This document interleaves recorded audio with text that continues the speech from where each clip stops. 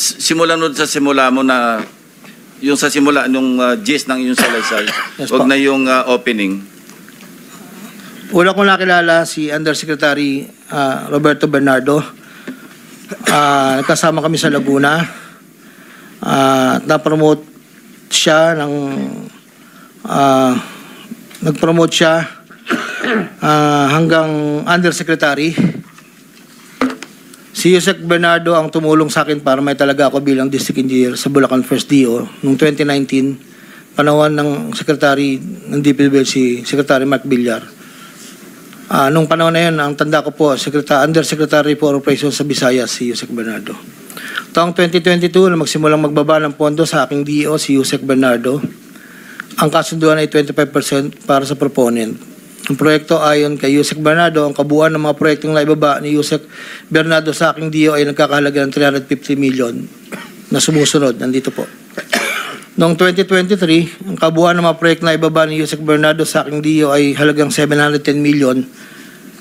Mula sa halagang ito, 450 million ang pumasok sa NEP, 260 naman po ang sa GAA.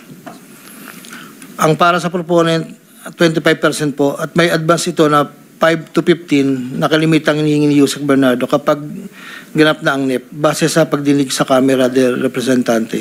Samantala ang pondong na BICAM ay may advance payment na 5 to 10 na kalimitang hinihingi matapos ang deliberasyon ng BICAM at ang balansa ay babayaran pagbuo paglabas ng GAA. Ang detalye ng mga proyekto ay nandito po. Noong taong 2024, may kabuuang pondo na 3.3 billion, 150 sa NEP, 300 million sa GAA, 2.85 sa UA. Nang naipababa ni Yusek Bernardo sa aking DO, muling nagpatuloy ang 25% na bayad sa proponent ng mga proyekting to na binibigay ko kay Yusek Bernardo. Tulad ng 2023, ang usapan ay mayroon ding advance payment, depende na lamang kung ito NEP o GAA. Kaya limitang inutusan ko ang aking driver na dalhin ang proponent kay Yusek Bernardo, minsan po sa parking ng Diamond Hotel. Ang detalye ng NEP 2024 ay may andito po nakasulat po. Ayon kay Yusek Bernardo, ang GAA insertions ng 2024 na magkakalaga ng 300 para po 300 million na para kay, sabi niya po sa akin, para kay Senator Bong Revilla na noon ay kumandidato bilang senador para sa 2025. Sinabihan ako ni Yusek Bernardo, Henry, kay Sedbong yan, baka gusto mo tumulong sa kanya. Dagdagan mo ang proponent, ko na bahala. Sinabi ko kay Yusek Bernardo, sige po boss, kaya po imbis na 25, naging 30 ang naging proponent, doon po sa 3 project na nakalagay po dito. Ang project po ay construction of flood control structure along Angat River, Sipat Section Plaridel, construction of flood control structure along Angat River, Lumang Bayan, construction of flood control structure along Giginto River, Malis Section, Giginto. Ang total po ay 300 million po. Yun po ay ayon kay Yusek Bernardo. Never ko pong nakakausap si Senator Bong Revilla. Never po. Makikita sa listahan ng mga proyektong galing sa UA 2024 na hindi lamang flood control ang mga proyekto, subalit ang proponent ay naglalaro sa 25 hanggang 30%. Noong taong 2025 ay may kabuuang halaga na 2.55 billion ang naipababa ni Yusek Bernardo sa aking DO. Tulad ng mga nakaraang taon, ang proponent ay natiling 25% sa kabuuang halaga ng pondo na naibaba ni Yusek Bernardo sa aking DO. Ang detalye ng proyekto ay nandito po. Marami po ito.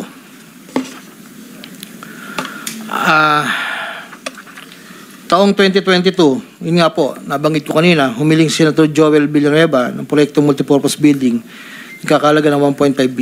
Sa halagang 1.5B ay 600 million lamang ang napagbigyan na pondo para sa multipurpose building. Hindi ito po ito napagbigyan, kaya napilitan kaming gumawa ng paraan ni Yusek Bernardo.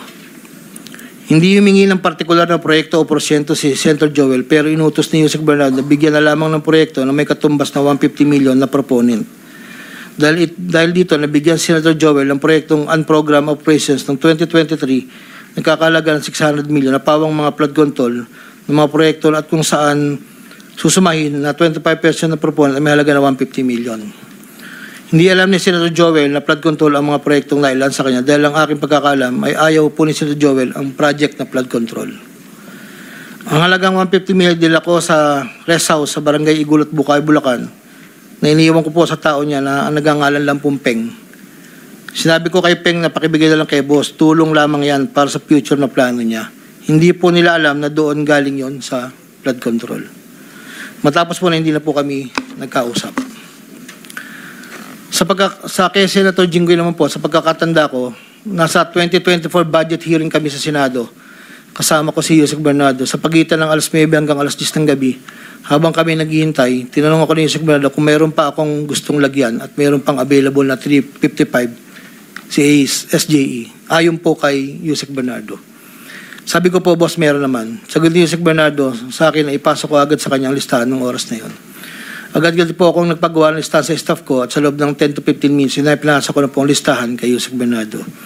Ito po ang listahan ng mga proyekto na banggit. Ito po ay puro pumping station po with floodgates. Ito po ay phase 3 dahil may nauna na pong phase 1, phase 2. Ito po ay 7 project. Meron pong 360 million, isang 45, isang 50, dalawang 40 million na may kabuang 355. Ang proponent po nito ay 25% at binigay ko yung Yusek Bernardo kasama ang may iba pang proponent na mga pondong binaba niya sa akin para sa taong 2025. Wala po akong direktang transaksyon o direktang pakipag-ugnayan kay Senator Jinggoy. Pangapat, Congressman Elizalde ko. Noong September 2021, nagkakilala kami ni Congressman Saldico sa isang pagtitipon meeting sa Shangri-La, Bonifacio. Doon ay napag-usapan namin ang plano ni Kong Saldi na sumubok na magbaba ng pondo papunta sa aking distrito para sa iba't ibang proyekto.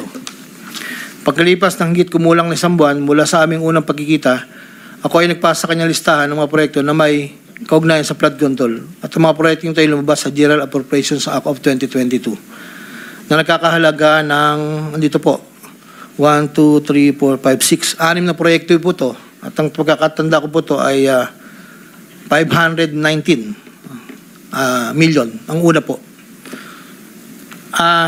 Sa pagitan ng 4 na taon, mula 2022 hanggang 2025, naging tagapagtaguyod si Kong Saldi ng mga proyekto sa Bulacan First. May higit kumulang 426 na proyekto. Ang kabuang halaga ng proyekto na ito, ayon po sa nalakap kong record, ay hindi bababa sa 35 billion, 24 million pesos. Million or billion? Billion, Your Honor. Andito po yung summary. Pwede ko pong state, Your Honor. Go ahead. Sa taong 2022, yun po yung una, bycam lang po ito ayon sa record ko po. 519 million. Sa 2023, 5 billion 790 sa NEP, 3 billion 250 sa BICAM, at 3 billion 890 sa UA. 2024, 5.8 billion sa NEP, sa BICAM 5.084, sa UA 3.306. Sa 2024, nagkakalaga po ng total na 14 billion 190, sa 2023 12 billion, sa 2022 519. Noong pong 2025 ay 7 billion 385 na lang po sa NEP. Wala na pong kasunod. Sa bawat proyekto na pinapasok ni Kong Saldi, meron akong binigay na obligasyon sa kanya para sa pondo base sa aming kasunduan noong 2022. Ang kaniyang hinihingi na budget sa bawat proyekto ay 20% lamang po noong 2022. Kung makikita niyo po, Your Honor, isasabay ko na rin po ito, na yung larawan po nandun po sa, kasama po ako, na nakatayo, yung opisina. Yun po yung 20% po na 2022 inaayos po namin doon sa litrato po. Subalit nung taong 2023 hanggang 2025, ito tumaas ng porsyento ng 25% po. Ang pag-abot ng porsyento para kay Kong Saldi sa bawat proyekto ay kadalasang hindi isang baksakan. Ito rin ay nakadepende kung paano na ipasok o na-insert. Kapag ang proyekto ay napasok sa NEP, ang unang 10% ay agarang binibigay ko kay Kong Saldi. Habang ang balanse na 15% ay paglabas na po ng GAA within 1 to 2 months iniipon ko muna po yan bago po ipadala sa kanya. Kapag ang proyekto naman inaipasok ng Kong Saldi sa BICAM, ang unang 10% binabayad sa kanya matapos lumabas ang GAA at ang balancing 15% ay binibigay makalipas ang 2 buwan mula nang maaprubahan ng GAA. Pero kapag proyekto ay naipasok gamit ang UA, ang 25% ay agarang iniipon ko pat ibinibigay kay Kong Saldi. Ang pambayad para kay Kong Saldi ay nanggaling sa mga advances mula sa kontratista, pero hindi na alam ng mga kontratista kung para kanino ang advance na yon. Ang pera na nakalaan para kay Kong Saldi ay dinadala sa akin. Ako naman po ang nagdadala o naghahatid na hinihinging porsyento ng Kong Saldi sa iba't ibang tao niya. Hindi ko po siya na-meet during pagdadala. Ang tao niya po ay may alias lang Paul at Mark. Dahil sila po yung nag-message po sa akin through Viber, disappearing message po iyon, na doon ko po dadalhin. May isa o 2 beses na dinala ko sa parking lot ng Shangri-La Hotel, Bonifacio Global City, ang porsyento ni Kong Saldi. Paminsan-minsan man, inahatid ko ito sa kanyang bahay sa Ladybug Street, Valle Verde 6, Pasig City. Mula Ortigas po, kakaliwa ka stoplight, may gate ka kanan, kakaliwa ka kanan, makikita na po yung bahay. Minsan po, inuutos ko lang po, minsan po ako po ang nagbababa. May tao lang pong tatanggap, tapos po, iiwalan ko na po. Dinagdag ko na dahil lumulobo ang pondo ng Bulacan, napag-usapan namin Kong Saldi na kung meron akong pwedeng mapagbabaan sa iba't ibang district engineering office. Nang dahil dito, noong 2020 hanggang 2025, nagbaba si Kong Saldi sa sumusunod. Bulacan 2nd, 573 million. Tarlac 1st, 2023, 1.350. Sa 2024, sa UA, 1.650. Tarlac 2nd, 925. Tapos 2024, 1.025 billion. Pampanga, sa 2023, 1.125 billion. 2024, 75 million lang po. Wala pong alam yung mga tao doon na DE. Ako lang po ang kausap nila. Hindi po alam nila yun ay kay Kong Saldi. Dahil ako lang po, hindi ko po pwedeng sabihin kung saan nanggagaling. Ito po, ang mga iba naman pong nagbababa ay nakilala ko ang kumpanyang Pearlstar. Ngunit kahit pamilyar ako sa Pearlstar, hindi ko kilala ang may-ari nito. Naging tauhan ng Pearlstar ang kilala ko na MK. Na-meet ko po siya sa district. Meron po siyang project na isang tulay na inabutan ko before. Sa pagkakalam ko, si MK ay anak ng may-ari ng Pearlstar. Nagkaroon ng pagkakataon ng 2020 na lumapit sa akin si MK na Pearlstar na nakiusap na humingi ng listahan para sa flood control. Ayon kay plano raw nilang lakarin ng pondo para sa mga flood control projects. Ako'y nagbigay sa kanyang listahan at nalumabas naman po ito sa GAA at UA. Kinaklaro ko na wala akong alam o personal knowledge kung paano nakuha ng Pearlstar ang pondo at kung sino ang kausap nila para masiguro ang pagkuha ng pondo. Hindi po ako knowledgeable doon. Basta nagbibigay lang po ako ng listahan.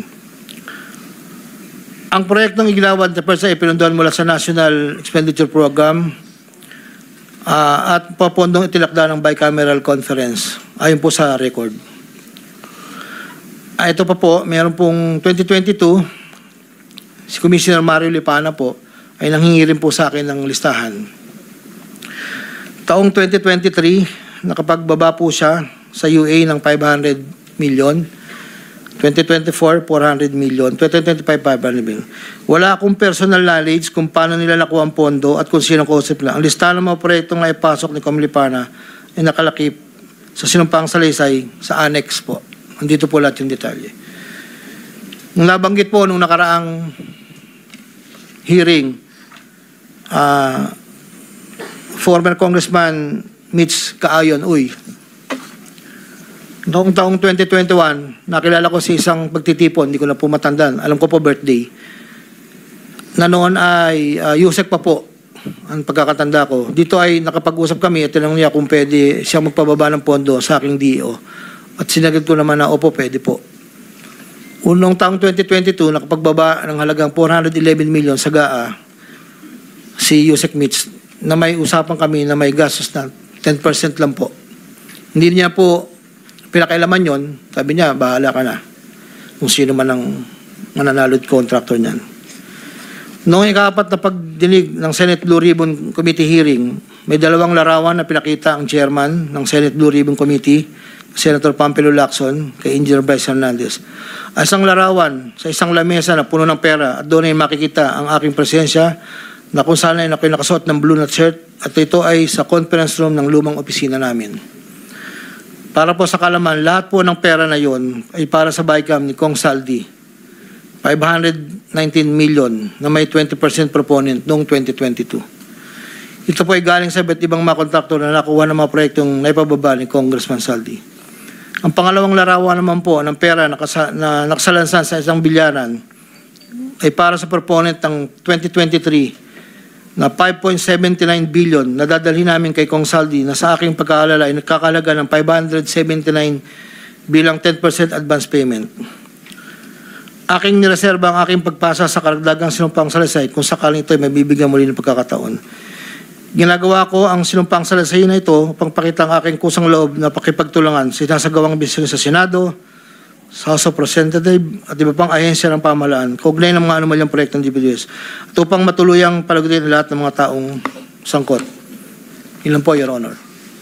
Pwede bang pirmahan mo yung sinumpang salaysay para maibahagi sa mga miyembro ng committee ito nang sa gayon, mamaya kung meron silang gustong tanungin, at least pirmado mo yung sinumpang salaysay.